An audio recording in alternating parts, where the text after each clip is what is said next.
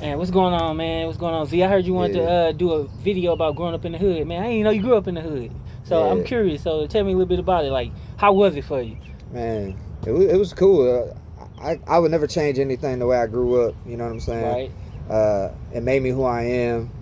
Yeah, I did go through a lot of adversity. Yeah. You know what I'm saying? Right. But, like I can imagine, like you being who you are without having to say it. That you went through more challenges than I would growing up in the hood, as people like to say, because it's more of my type of people than any other race. We all got the same struggles. That's why I don't really agree when people say like you ain't ever had to go through what I went through. Like exactly. I went through like a you lot. don't know nobody's story. You don't know nobody's story. So I mean, I don't know. It's a weird subject to talk about because it's not something that I brag about or try to like. But it is a rare situation. You know.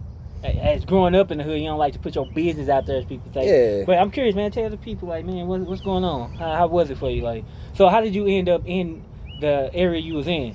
First, let's get it, like, if you don't mind telling. Yeah, I mean, basically, just like anybody, my mom. So basically, my mom was adopted. Right. And so I didn't know that. Yeah, her mom died when she was young, and her dad was just basically. Wham bam, thank you, man, kind of sperm donor type thing. My dad too. And then so my mom's mom died at a young age, so she got adopted by her stepdad, which was, rough around the edges. He was like, he was a Vietnam vet, so he was like kind of hardened and stuff, stern, and like just real weird, strong. He really wasn't in my life at all, and he was barely in my mom's life. He did the bare minimum. I mean, he did more than some people. He could have just left her to, But long story short, back to the subject. She grew up pretty rough, and so she didn't have a lot. She had to start working as soon as she got the age, like 16, 17, started working at Hardee's or whatever. So she was poor, and she met my dad. My dad was on some Playboy type stuff. He lied to my mom and said he was older than what he was, so he was real young. And they ended up got pregnant, and then he ended up splitting because he ain't want nothing to do with being a father at that time, which is typical. And so so he ended up moving all the way, and I didn't know this at the time. I was 3, but he ended up moving all the way to Maryland, on the other side of the country, and he just basically So washed it off like he ain't had nothing to do with it. So he act like you pretty much didn't exist. Basically, yeah. Oh, that's crazy. And so now I got a single mom. She was already pretty much struggling when she met the dude. Right. You know what I'm saying? I'm sorry. My bad. You good. Yeah, we at the park again. So.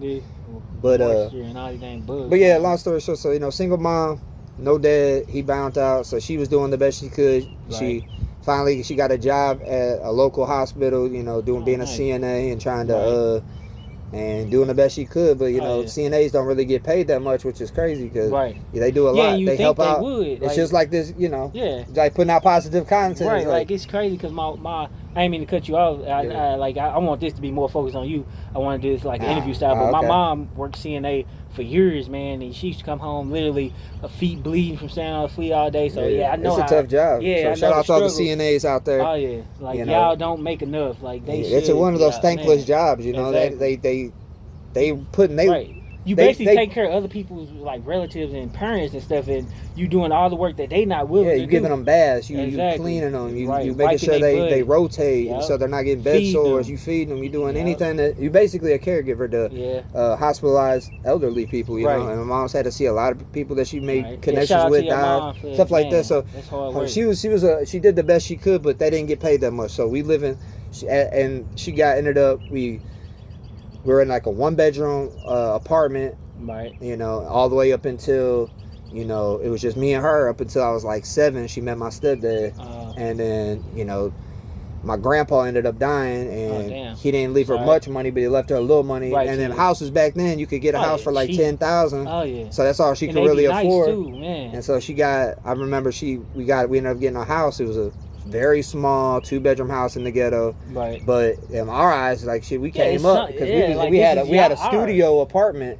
just for me and her for 6 years. Upgrade to a 2-bedroom, hell yeah. Yeah, but like, boy, be excited, happy. It's a mansion to y'all, especially from what y'all was going through until now. Yeah, but, so that's how I ended up in the hood. So basically, so she did the best she could. She couldn't afford to go anywhere else. She didn't have family. She didn't have a grandma or a grandpa that left her money. She didn't hurt like all she had was her mom, and then her mom died, so she was left to a stepdad that didn't really want to be a dad. Another thing that kind of breaks the whole cliche of you know, when black people die, they leave a will. When white people, when white people die, they leave a will. When black people die, they leave a bill. That's not true. You see, even other races besides black people I never heard that one before, but well, you know, growing up, that's why I used to hear sometimes like, oh man, black people when they die, they leave a bill. White people, they leave a will. That's not true. It just depends on the family you grew up in. So hey, we all in this together just to show y'all that all white people ain't rich, all black people ain't poor either. So yeah, man, a lot of those stereotypes, man, they out the door for me. I mean, a lot of people that never live that type of lifestyle, and they have lived the easy lifestyles and stuff. And there's people, man. My mom taught me at a very young age, don't judge nobody off of anything besides their character. Because when you grow up poor, that's all you got is your character. Like that, your word, your bond, that's everything. Because you don't have materialistic things like rich people do. So all we can do is be stand up, good people, good citizens. But carry on. My bad. Finish the story. Nah, I mean that's just basically to answer your question. That's how I ended up in the hood. So single mom. Then she met my stepdad, but he was a bomb stepdad. He was getting drunk all the time. But my mom was, you know. Exactly. I love my mom to death, but you know she was already broken from my she's only been with two dudes her whole life, so she's that type of woman. She's just she's not no whore, she's not no you know what I'm saying. She got with my dad because he played her, making the thing like put spin game to her. He thought he was a playboy and stuff, and then you know he bounced, and then she was. So it was just me and her for the longest, and then she met my stepdad, and then they still together to this day. So shout out to them. When did you start to see the difficulties in growing up in the hood and all that? For like, I say, when did you start, like the young people say, stepping outside? Like what age? Like for me, I was young. I was like 12, 13. Yeah. Like how old would you say you started like hitting the streets and stuff like that? Were you seeing like? I feel like it was early. It was really very, very early because like it was pretty much right around. Because back in I'm 35, so I was born in the 1990. Shout out to all the 1990s babies out there. But you know, I feel like back then there was still stuff going on. There was crazy stuff going on, but not like today. But because like now, I got kids and stuff. I be like watching them, even if they go down the block a little bit. You know what I'm saying? I'm watching them. I'm not allowing them to go down the street, past the next driveway. I'm watching them. I'm outside. I'm a helicopter parent. But back then, like they'd just be like, go outside and do whatever. And my mom, it was probably at like 7 years old. Because like I said, she was a CNA, so she worked all day. She got home. She tired as that thing. And then she dealing with my stepdad. You know what I'm saying? So like, he was getting drunk and stuff, and me and him didn't have a good relationship off the rip. You know what I'm saying? Anybody I feel like that's got a stepdad that comes into their life, I mean that's a blessing, but it can also be a curse. It depends how that person is. And anybody that's with somebody, and this is off top, you know how we rant, but any mother that stays with a bum ass stepdad just so they don't feel lonely, because I feel like my mom was so hurt from. Like my dad leaving and being a single mom, she finally found somebody. She just was willing to put up with his bullshit. Yeah, she held on to him. Yeah, even no matter what he did to her, he she didn't want to lose. She didn't want that. He was doing all type of reckless shit. But alcohol, drugs, like all type of stuff, and he was not good to me. Right. And I feel like she still stayed with him, so that's what it actually drove a divide through me and my mom. Because you feel like she chose him over you, but I'm your son. He a stranger pretty much. And he's a bum. You know what I'm saying? Like he ain't helping, he ain't doing nothing. He's just causing chaos in my life, and he did. He put a lot of trauma in my life. So at an early age, I was outside because I didn't want to be nowhere around him. So I was outside, and then the neighborhood that I grew up in, like I was just telling somebody the other day, I was kind of showing them like. We were looking on Zillow just to mess around and like see what houses are going for now because the prices of houses are crazy.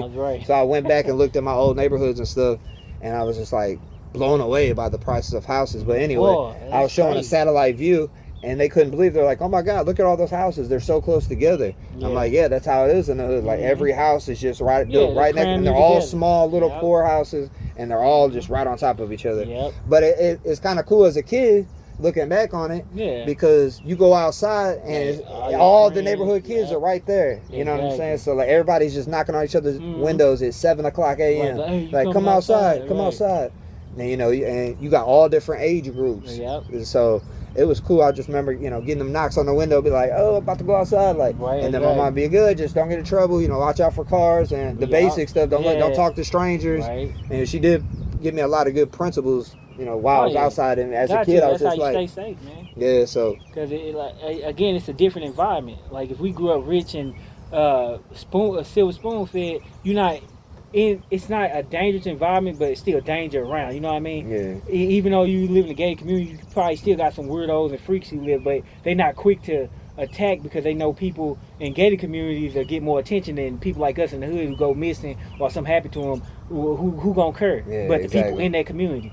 So yeah, you gotta have that mindset. I feel like back then too, like more people cared about each other because like I'd have friends that were just community. My friends' moms that treated me just like a son, you know. And I never had to, you know, from any adults, I never dealt with any like, you know, any like type of weirdo issues or anything like that. Everybody just looked out for each other. Like it was a community. Then nobody in the hood, nobody play that stuff. You I was just gonna say that, y'all. Like, you could say what you want about the hood, but when you in the hood, ain't nobody gonna let nobody mess with no kids. I don't know if it's still like that, but when I grew up, we looked out for kids. Yeah, kids and women, stuff like that. Elderly. Kids, nope.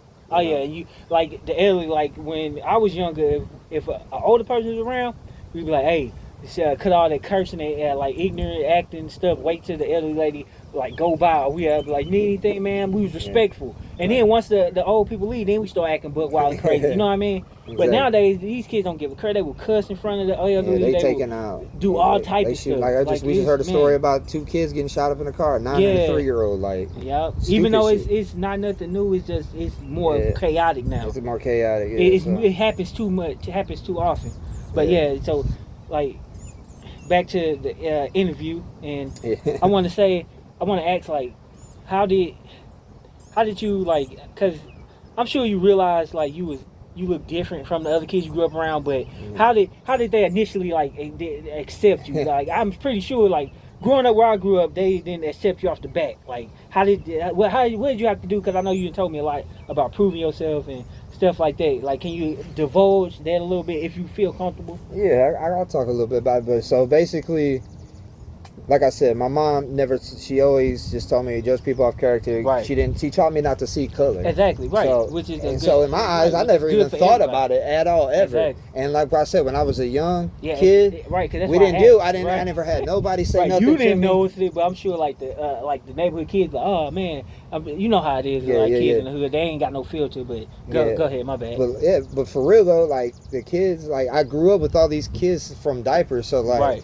We were all like brothers and sisters, so like nobody ever said nothing to me when I was growing up as a kid. Like nobody ever said nothing to like the adults. I go over to my friend's house of different religions, ethnicities, ages, and I've dealt with and I've never dealt with anybody ever say nothing to me ever because they knew like that people try to portray stuff online all the time, and it is different now, but. Like they trying to divide people, but when it was growing up in the 90s, man, everybody just had love for everybody. It was as long they know we all poor. You know what I'm saying? That was our color. We was poor. Trying to make it. Exactly. like I didn't nobody trip off that stuff, but I had white friends that grew up in the hood, like went to school with them. Like it wasn't a lot, but at the same time, we didn't. That's the one thing like I never got about like racism and stuff. We all in this together. We all bleed red and so and so, so and so. So when you grew up in the hood, like you said, our color is struggle. So you see him struggling and be like, oh, you accept him as we all in this together. Yeah. But my bad. Finish it. Yes. There's so many different people, walks of life in this world that. Okay. But people just, I don't know. Long story short, I feel like. You can't judge no book by its cover because everybody has a different story. There's people that are, of every race have been born into rich families, and there's every race has been born into poor families and lived in the ghetto. So on that note, I don't want to cut you off, but man, we got to get back to the job. I'm gonna come out with part 2 though. Right. Like I'm gonna start doing interview style stuff. I like this. So. Hey, stay tuned. I'm gonna come out with interview part 2 with my boy Top Z. He got an interesting story that I want to kind of dive deep into if he don't mind. But check out the channel. I'm gonna throw out some little short promos. I'm gonna drop it later tonight after Appreciate everybody tuning in. But appreciate you guys for tuning in. People on Top Z channel. Hey, love you guys. Keep showing my man support. People on my channel. Hey, show my man Top Z support. Continue to show me support. We love you guys. Don't forget to like, comment, subscribe. Like, comment, for real, subscribe. comment. Exactly. I'm tired of people watching my stuff and not comment. At least say something like critique me. Right. Put a laugh emoji. Give a thumbs up. We always show up in the comments. I love you, brother. But hey, Easy Academy, I appreciate you. You know, you be always showing love, and you know, I got a few followers that show love. Real. I know y'all like. I get some likes. I get likes. But show me a comment. Just say that you say what's up. You know, it can be a thumbs up. It ain't got to be a whole paragraph. You can say anything. Like, I just want to, you know, I like to interact with my viewers and stuff like that. So, and you know, this is kind of a touchy subject today, but you know, we just freebomb. We just think of stuff to talk about, and it is interesting growing up in the hood, no matter who you are. Exactly. You know, I feel like there's a lot of people that live in the hood that could give a great story because you know, there's people that have dealt with a lot of struggle and adversity, and you know, they got out of it. And now they live in the best life. Like me, I'm a great father now because I didn't have a father. You know, I used, you know, I was used to being. Okay. How you say for part 2? We're gonna dive in deeper when part 2 come. Appreciate y'all. Check out Top Z Views. Thank y'all. Check out Like, comment, Show. subscribe. My man got the good family content. Hey, we love you guys. Peace. J&A Show. Let's get it.